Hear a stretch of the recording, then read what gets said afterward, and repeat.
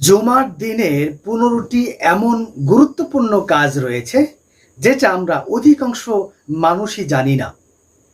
যদি আপনি জেনে থাকেন তাহলে অবশ্যই কমেন্ট বক্সে সেটা বলে যান, আর যদি জেনে না থাকেন তাহলে ভিডিওটি শেষ পর্যন্ত দেখতে থাকুন।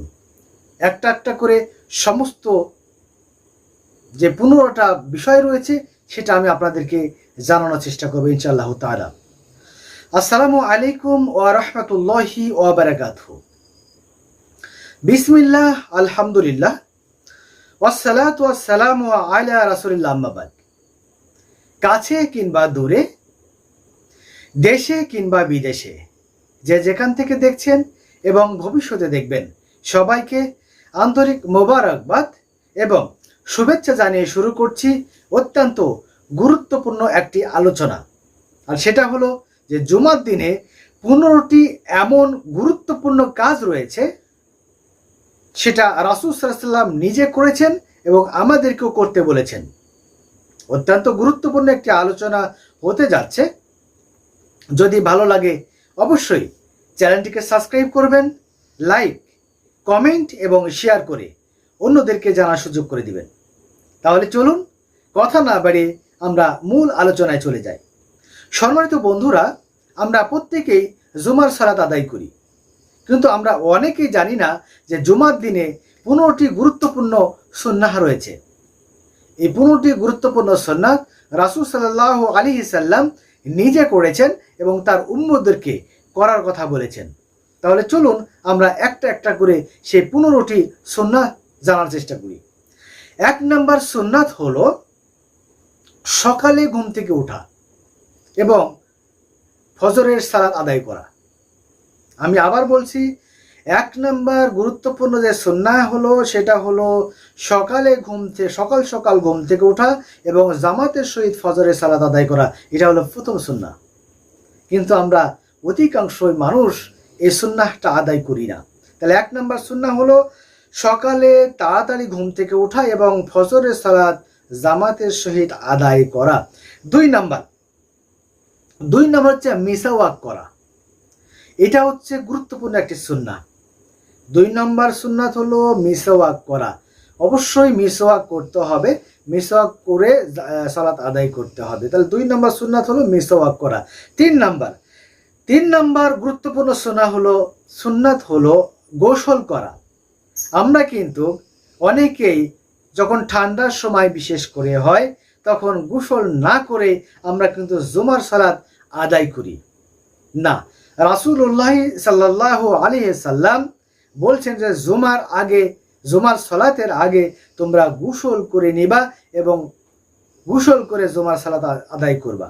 তাহলে 3 নম্বর সুন্নাহ হলো গোসল করা। এটা করতে হবে আমাদেরকে, কিন্তু আমরা অধিকাংশই করি না। 4 নম্বর হচ্ছে সুন্দর ও পরিষ্কার পরিচ্ছন্ন কাপড় পরিধান করা। 4 নম্বর সুন্নাহ হলো সুন্দর পরিষ্কার পরিচ্ছন্ন কাপড় পরিধান করে জুমার সালাতে অংশগ্রহণ করা। আমরা কিন্তু এই জায়গায় দেখি অনেকে গেঞ্জি গায়ে দিয়ে যায়, অনেকে হাফ হাঁটা শার্ট পরে যায়। না, এইটা করব না। কারণ রাসূলুল্লাহ সাল্লাল্লাহু আলাইহি সাল্লাম বলেন, জুমার দিন গরিবের হজের দিন। যেহেতু এটা হজের দিন, সুতরাং অবশ্যই আমাদেরকে সুন্দর পোশাক পরে পরিপাটি হয়ে জুমার সালাত আদায় করতে যেতে হবে। তাহলে 4 নম্বর সুন্নাহ হলো সুন্দর ও পরিষ্কার পরিচ্ছন্ন কাপড় পরে পোশাক পরে সালাতে অংশগ্রহণ করতে হবে। 5 নম্বর হলো সুগন্ধি ব্যবহার করতে হবে। রাসূলুল্লাহ সাল্লাল্লাহু আলাইহি সাল্লাম সুগন্ধিকে পছন্দ করতেন। এই জন্য তিনি যখন বের হতেন তখন সুগন্ধি ব্যবহার করে বের হতেন। রাসূল যেহেতু ব্যবহার করেছেন, আমাদেরও কিন্তু সুগন্ধি ব্যবহার করা উচিত। রাসূল সুগন্ধি ব্যবহার করার কথাটা বলেছেন।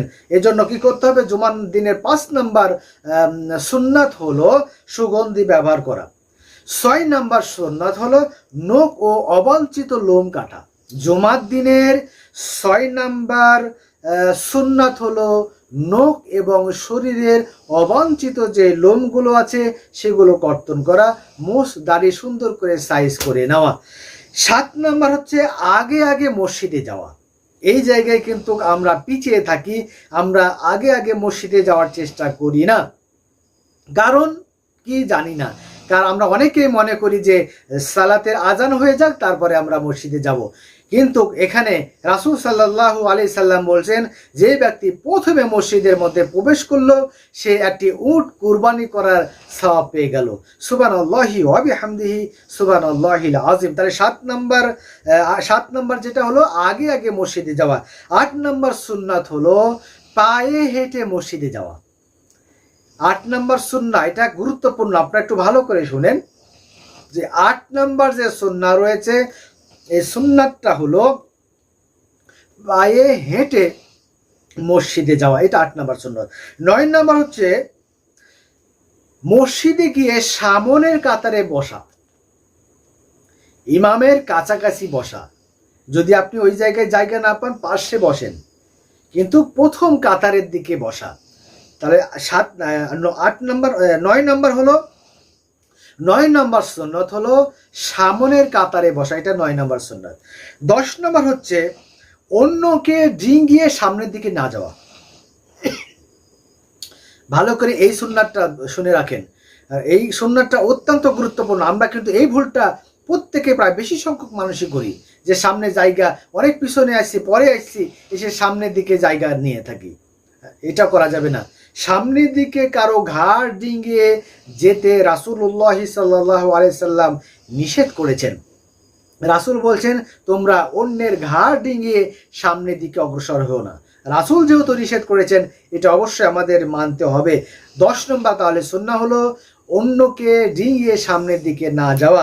11 নম্বর সুন্নাত হলো 2 ব্যক্তি বসে আছে তার 2 ব্যক্তিকে সামনে ফাঁকা করে দিয়ে মাঝখানে না বসা। ভালো করে শুনেন, অনেক সময় আমরা দেখি যে পিছনে আসছে, আসার পরে সামনের দিকে গিয়ে 2 ব্যক্তির মাঝখানে ফাঁকা করে ওই মাঝখানে বসি না। রাসূল সাল্লাল্লাহু আলাইহি সাল্লাম এইটা করতে নিষেধ করেছেন। 2 ব্যক্তির মাঝখানে 2 জনকে ঠেলা দিয়ে সরিয়ে দিয়ে ওই মাঝখানে বসতে রাসূলুল্লাহ সাল্লাল্লাহু আলাইহি সাল্লাম নিষেধ করেছেন। জুমার দিন এটা অন্যতম আরেকটি সুন্নাত। 10 নম্বর সুন্নাত। 11 নম্বর সুন্নাত এটা। 12 নম্বর হচ্ছে যে খুতবাটা হবে এই খুতবাটা অত্যন্ত মনোযোগের সহিত শুনতে হবে। আবার বলছি, ভালো করে শুনেন, জুমার দিনে যে খুতবাটা দেওয়া হয় এই খুতবাটা অত্যন্ত মনোযোগের সহিত শুনতে হবে। কারণ আমরা জানি যে জোহরের সালাত 4 রাকাত ফরজ, কিন্তু আমরা জুমার নামাজে 2 রাকাত ফরজ আদায় করি। তাহলে বাকি 2 রাকাতটা গেল কোথায়? এই বাকি যে 2 রাকাত রয়েছে এই 2 রাকাতটা খুতবা শোনার মাধ্যমে সওয়াবটা হয়ে যায়। সুবহানাল্লাহি ওয়া বিহামদিহি সুবহানাল্লাহিল আযীম। তার মানে খুতবা যখন আমরা শুনবো তাহলে এই খুতবা শোনার মাধ্যমেও কিন্তু সওয়াব হাসিল হয়ে যায়। এই জন্য কি করতে হবে? মনোযোগের সহিত খুতবাটা শুনতে হবে। এটা হলো 12 নম্বর সুন্নাহ।